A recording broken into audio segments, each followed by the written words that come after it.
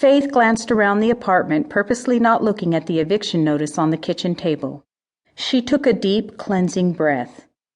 I've been through worse. I can do all things through Christ who strengthens me.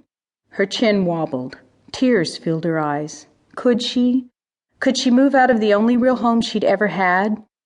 Every nook and cranny spoke to her heart, to the deep well of loss where Jack's memory now resided. They'd married, they'd loved and laughed. And a year ago, on the anniversary of their first year living in the apartment, Jack and his brother and their father died in a car accident. Her sister-in-law, Olivia, was moving on. Her eyes now shone with the tentative, trembling hope of new love. But Faith still clung to Jack's memory, clung to his mother, the only remaining link to the happiest time in her life. A light knock sounded on the door. Faith opened it and focused on the eviction notice in Olivia's hand. They're not only evicting everyone in this apartment complex, they've made an offer for every house across the street, even Dulcie's, Olivia said, breathless. That side of the street is to be the parking lot. Faith gaped, unable to think of a word to say. What would her mother-in-law do? What would they all do? Finally, her thought found a voice. What will Dulcie do without a home? She's on her way over so we can talk about it. Olivia grabbed Faith and hugged her tight, then stepped back, still holding hands. It'll be okay, Faith. Dulcie and I will be with you, whatever you decide. What about you? Faith asked.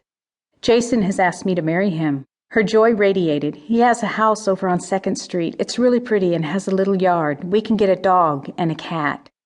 What about Mark? Faith's tone was a thread. Faith, I loved him so, but he's gone. I want children, a family.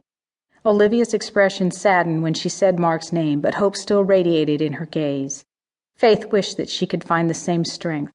Well, my girls, it looks like God is planning a new step in our lives. Dulcie's gentle voice spoke at the open door. Mom! Faith held out her arms and received her mother-in-law's hug. They sat at the kitchen table as Faith made coffee and took out a plate of cookies. Girls, I want to go home. Dulcie said it gently. But they're buying your...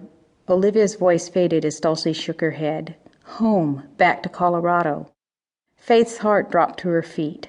But you lived here in New Mexico for so long, Olivia exclaimed. You can't leave us. Livy, I love you both, but I doubt I'll marry again at my age. And both of you should go on with your lives without worrying about me. You're both young enough to find other husbands.